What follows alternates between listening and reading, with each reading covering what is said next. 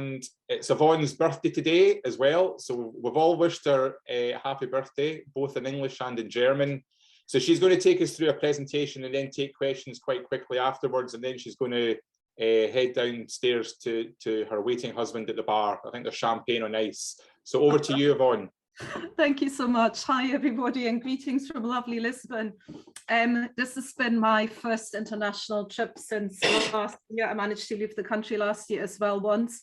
And it's fantastic to be somewhere else, to experience a more international lifestyle again. But, you know, I'm happy to share this presentation with you today. And yes, I said to Fergus and Stuart before, I haven't had any wine for lunch, you know, the first in a number of days. So I wanted to have a clear head for you guys.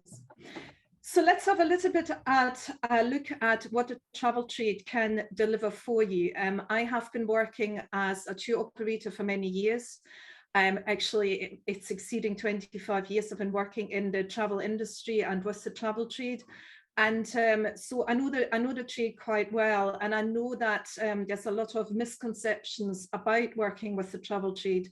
I think it does take a lot to understand the opportunities, and this is what I'm here to guide you through. But you know, you hear me talk a lot about the travel trade, so let's have a look at what the travel trade actually is and what they do. So the travel trade is a distribution network of tourism and travel intermediaries who organize travel services or provide them as a package tour or individually bookable services. They make arrangements and contracts with hotels, airlines, attractions, and other suppliers, such as yourself, and then promote and sell them in assembled travel packages or indeed individually. And here's a little chart that shows you actually where the opportunities lie. So as you can see, the route to market that all of you will be taking will be over to the left. That means that you are the provider of a tourism product and you're sending that product directly to the visitor. I call that very simply, you're doing your marketing. And most of the time you will be attracting the domestic market in the UK. But there are other routes that your product could be taking. That might be through OTAs, through tour operators that most of the time will specialize in FIT product. You could go through local DMCs, that's destination management companies, who then have various stages they're sending your product through. All different routes to go to the visitor, and certainly something to explore a little bit further. But let's have a look at how big the pie is. And the pie from the UK visitor, of course, is certainly very large. It is the largest market within Scotland. There's no doubt about that. So 78% of visits come from the UK market. You then have 12% coming from the European market, and 10% from long haul. But when we're looking at the spend, you will see that actually 19% of the spend comes from the European market and 26% even comes from the long haul market. So what does that mean to us? It simply means that the international visitors are not only staying longer, but they're also spending more money when they're in the country. And how do these international visitors book, I hear you ask? Well, let's have a look at our top two markets coming into Scotland. The US, 55% of all US visitors will be booking through an intermediary. So that might be a travel agent or a tour operator. The US market in particular very much relies on the travel agencies. You know, the visitors from there will have travel agencies they've been using for many years. They're sending them all over the world. And they're also planning their booking really early. The bookings are generally made 7 months prior to travel, and the planning of a trip might start as soon as 12 months prior to their travel plans. In Germany, it's even 65% of visitors, 65% of all Germans coming to Scotland will be booking their travel through a travel agency or through a tour operator. Yes, they might be collecting their information online as well as offline. They will go to the Visit Scotland website. They will be going to a travel show. But then they will take all this information to the trusted travel agent and say, here's what I think I want to do. Could you put something together for me and book it for me? And again, the German market books very far in advance, about 6 months prior to travel. Their bookings will come in. So both of these markets will give you the bookings early in advance. That means if you work with them, you have an idea what's going to come, and then you also need to just backfill from the UK market. But when you're looking at these, there is really no effective way to reach these tourists pre-arrival without working through the travel trade. And that's a very important point that I want to reiterate. If you're relying on post-arrival visitor marketing, well, that can be very expensive, but also you actually don't know what you're getting for the money that you're spending. And what are these international visitors looking for? And I assume looking at this, there's no great surprises. Well, Scotland is very well known for its scenery and landscape, and that's what people want to discover. They want to experience and see history and culture. A lot of them always wanted to visit, so Scotland certainly is on their top 10 list, or let's make it the top 3 list of countries they want to go and see. And the nice thing as well is from the US and the German market, we see a lot of repeat visitors.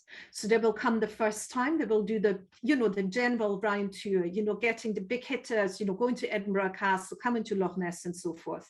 The second time they're coming, they might be more flexible. They might be explore regions they haven't been to before. They might be concentrating on more activities and so forth.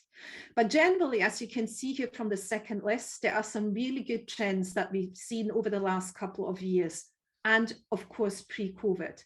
Visitors like to do site-doing rather than just sightseeing. They want to get involved. They want to get involved with the locals. They want to do soft activities. And they want to just kind of like live the country. Yes, a city adventure will always be in there, and shopping is always popular. And when you look at the North American market, yes, they do want to discover their ancestry as well. But generally, the visitors now are looking at experiences that are off the beaten track. At the same time, they have to be easily accessible. Now, what does it mean working with an inbound tour operator, and what can they give to you? Well, there are currently over 500 companies approximately bringing tourists to the UK, and the vast majority of them will be offering package holidays. These companies then are doing a very large amount of marketing through their websites, brochures, and they're reaching the customers when they are at their planning stage. And the marketing that they're doing, very, very important, is this is marketing you are not being charged for directly. These companies advertise globally, and some even specialize in certain countries where they can grow interest in the market. Just think of companies like TUI Travel. They have massive marketing budgets. They have massive distribution systems. They have travel agency shops. So this is an enormous amount of marketing that they're doing. It allows you to reach a customer base that really is beyond your own marketing budget, especially an international marketing budget.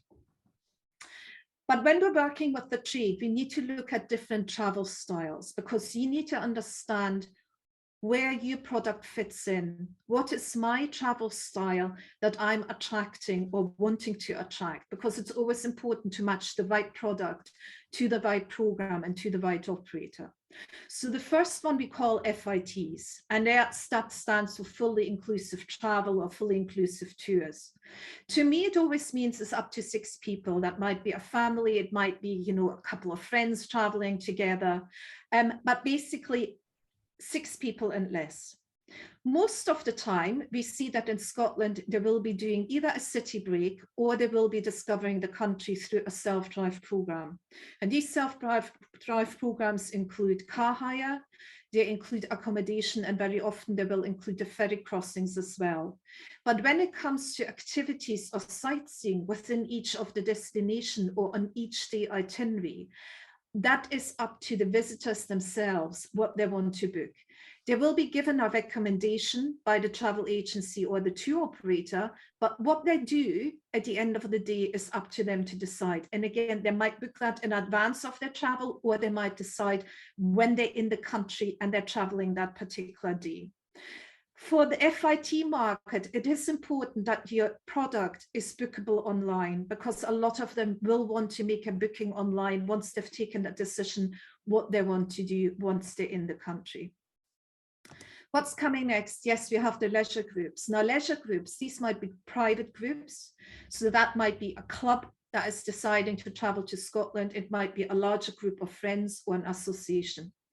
But there's also the coach tours, and we call them the setting coach tours. These are basically coach programs that have been arranged in advance by a group operator, and they will then sell seats on this bus to individuals. So you have a group traveling together made up of individuals.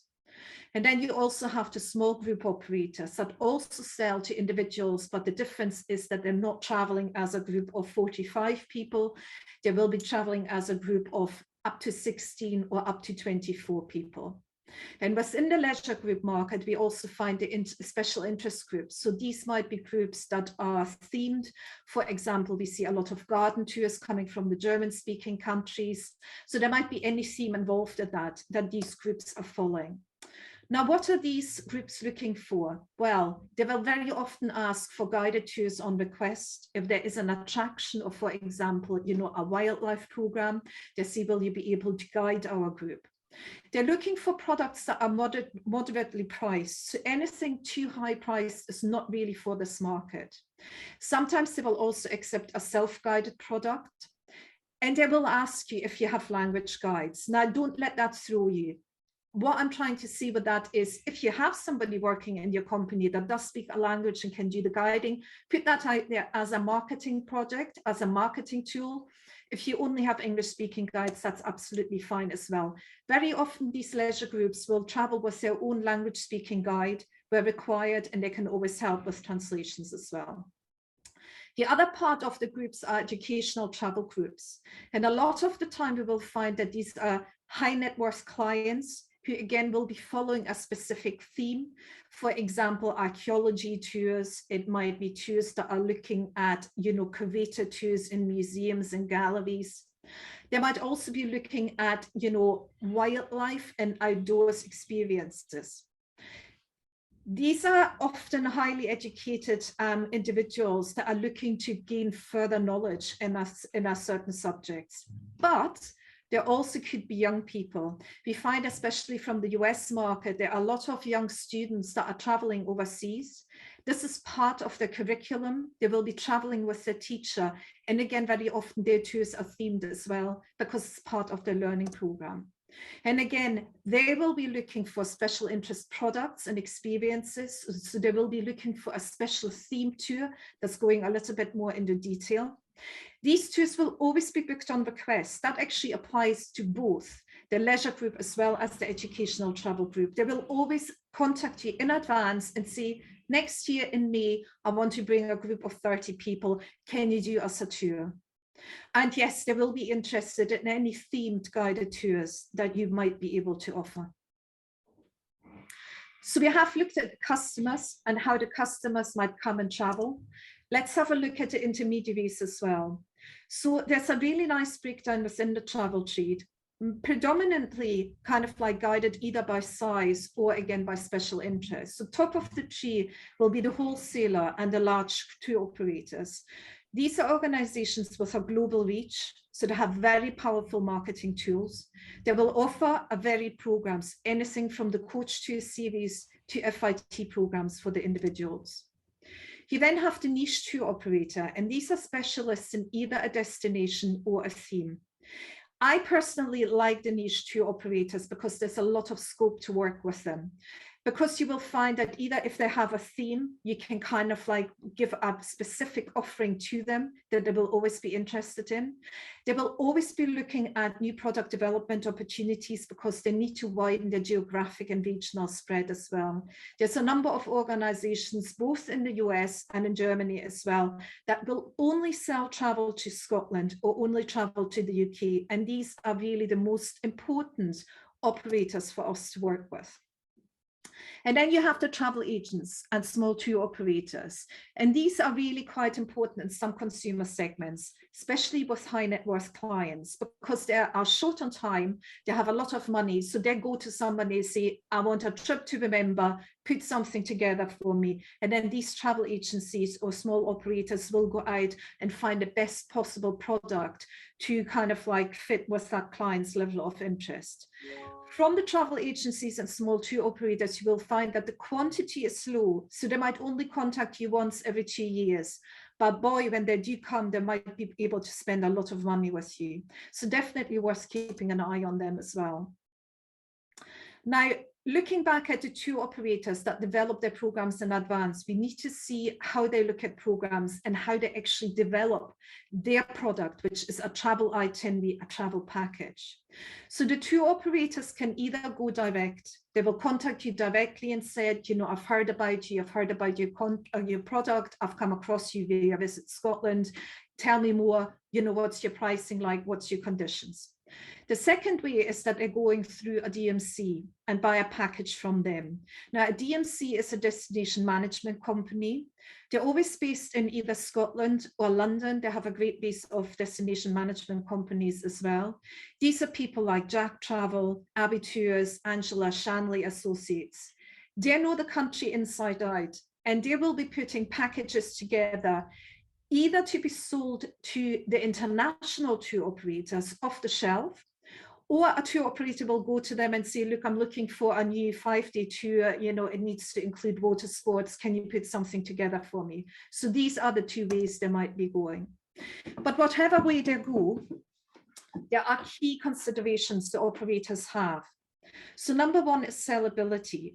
When they're putting together a new package, a new itinerary that they're taking into their market, they will always think about, is there interest in the market and will I be able to sell this package? They will be looking at availability. So for example, if it's an FIT program, they need a very regular schedule, because FIT programs like car tours, they can be booked any day of the year by their customers. So they can't say, no, this one you have to book on a Tuesday. This one you have to book on a Thursday. It doesn't work like that. In order to get the maximum sellability, there needs to be regularity of product. Now, the groups are a little bit easier because remember, a lot of the time groups are being booked on request. So they will be contacting you up to 18 months in advance and say, we're planning this tour. Would you be able to provide, you know, 5 different dates throughout the summer where we can run this program? They will also be looking at operational aspects. How easy and straightforward is it to book the product? Because that's really important as well. They have a lot of work to do. They want to do it quickly and efficiently. So make the booking aspect as easy as you possibly can. And then they're looking at cost per platform. And that refers back to the scalability again. It costs an operator money to launch a new program into the market, be that by brochure, that's actually the most expensive part of it, or even online. So they will be looking again at scalability. Can I actually sell that program to work it worth the cost of introducing it to our brochure and introducing it into the market? And what are the travel trade looking for in a product? Let's go and look at a little list here. So of course, they're looking at the quality of the product and the experience. They expect that to be delivered consistently.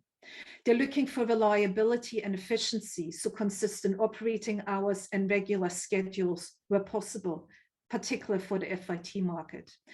It's a given that they're looking for a high level of customer service and helpful reservation staff.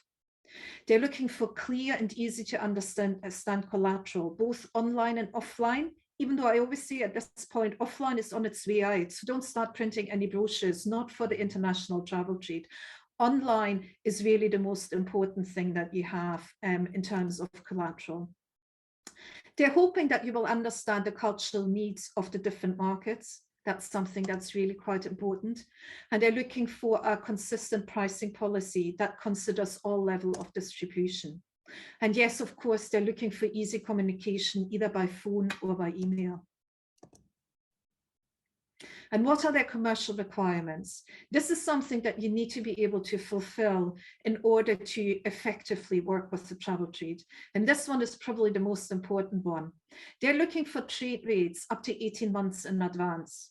Remember when I said group bookings or group tour series are made 18 months in advance, you need to be able to commit to prices then.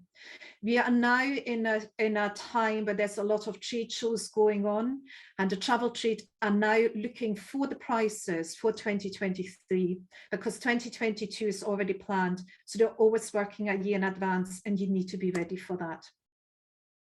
Where they have to book a product on request, because that's absolutely fine to offer an on-request product. They do need a fast response time. You know, they're always competing against other destinations, they're competing against other operators. So being fast and being fast with an offer, going back to the customer, is really important. They can only do that if you react really quickly to any request that they send you. Non-refundable deposits are an absolute no. It's just not possible within the travel trade. A lot of the time, they will not have received money from the customer until much closer to the time of travel. Where you have a group tour, they don't even know how many bookings they will have. So that needs a little bit of waiting. Especially when you have a new product, if you turned around and said, no, I need a deposit and it's going to be non-refundable, I can bet you 100% the operator will turn away and find another product. They just can't work it. And yes, they're looking for value for money. Who doesn't? And when they work with you, ideally they have one point of contact, and there pops up again the language guide, not to be forgotten. But generally, the tour operators are a good bunch. And this is a quote from somebody I've been speaking to a couple of years ago. They said, we are looking for cooperative partners who are willing to work for all of our success, and everyone involved should strive for flexibility. So the travel trade is as much interested in making a collaboration with you successful for you as well as for them. Now, pricing. This is a question I often get. What is the price? How shall I price it? But you know, the answer is every business is different. You know your business best. You know what your costs are. You might know what your competitors are doing. And this is how you arrive at your price.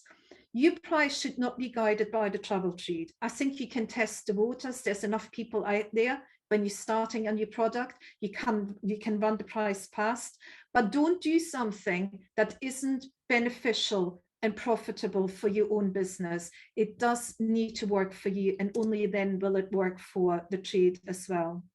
But when you work with the travel trade and you give them prices, they will expect you to give them your retail price, so the price that you give for a particular product to the public, and then they're looking for a discounted net price. Which means it's already taken the commission level off. Whatever you do with your pricing, it needs to be very clear. Is this a price per person? Is it per activity? Is it per vehicle? And most importantly, ensure that you give the same price to all the operators you're working with. Otherwise, you can get yourself into a real muddle.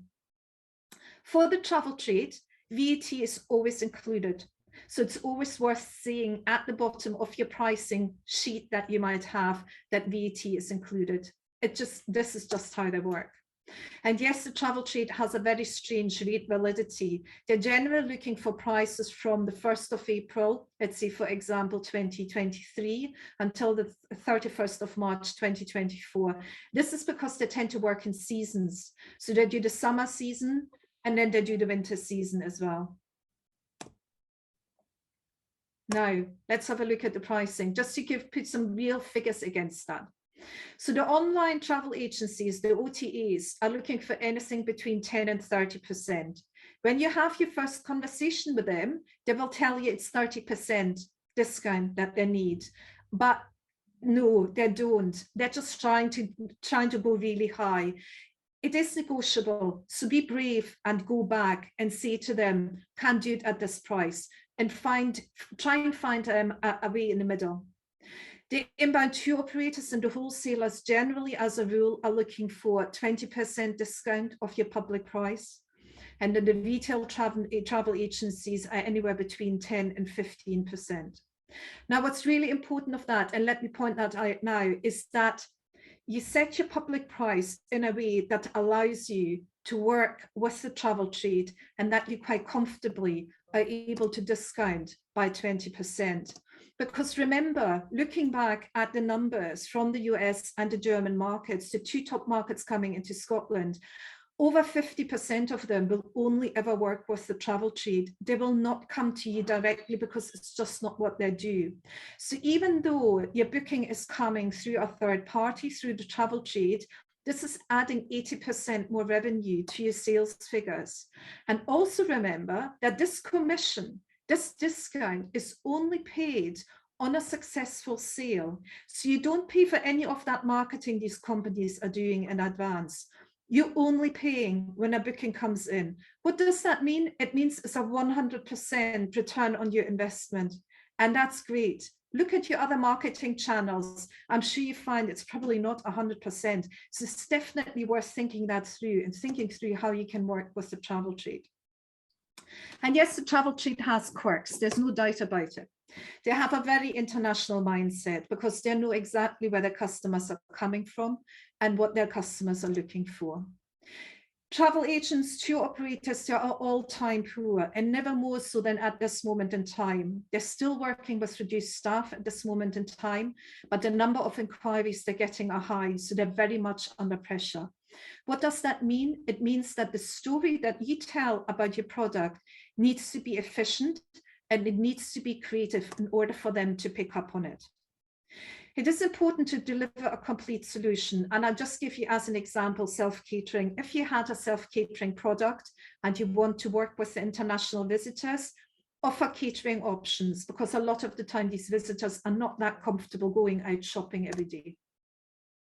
And then collaborate with other suppliers in the area because you want to build up a picture of the region.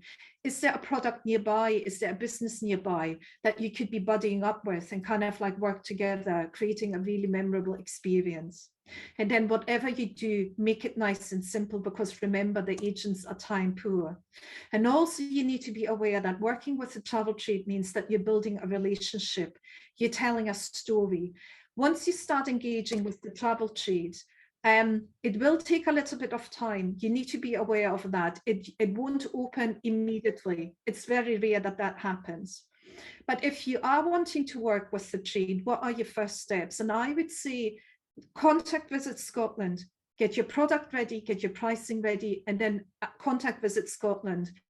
They will put you onto their travel trade pages. They will be starting to talk about your product and how they can push it out through the newsletter that they're doing to the trade. There's other industry bodies, ETOA, that's the European Tour Operator Association, and there's also UK Inbound. These are associations that work with the travel trade. They bring product and operators together, so that might be something to look at. And there's also some domestic holiday shows. They're not to be sniffed at, so it's definitely worth having a look at those as well and maybe see if that is something that can be arranged through the region you're operating in. Because it is very important that you create a destination and that you place your product within that. I always say you will always not only sell your product, you have to sell your region as well. Because if you are in a region that nobody knows, that nobody wants to go to, you can have the best product in the world. People will just bypass that. So it's really important that you all work collaboratively with the business in the region and with other businesses around you. Equally as important is it to engage with the right operator, especially for the products that you have. So you might want to look at specialist operators. These might be activity operators that concentrate on walking, hiking, and cycling, and other soft adventure activities. These might be niche operators that are concentrating on nature travel and slow travel. There's more and more of them emerging now. Look at your product. Who is it for? Is it for an FIT, so for individuals, or is it for a group operator, or is it even for both? Because these experience and options and add-ons are always something that they can add to their program as well. And then you have operators that very much concentrate on social responsibility. These are, for example, Contiki Reisen and the Travel Corporation. They always like to include smaller products in lesser known areas that are very much, have a green footing. So social responsibility comes in there. And Fergus mentioned earlier on, if you have a responsible tourism story to tell, do you put that on your website as well, so it's visible for everybody? And then I heard the other day there are actually also specialist online operators, such as a company called Much Better Adventures. So it is worth looking at these as well, if you're able to sell online. And that came very quickly, the end of my presentation. Fergus.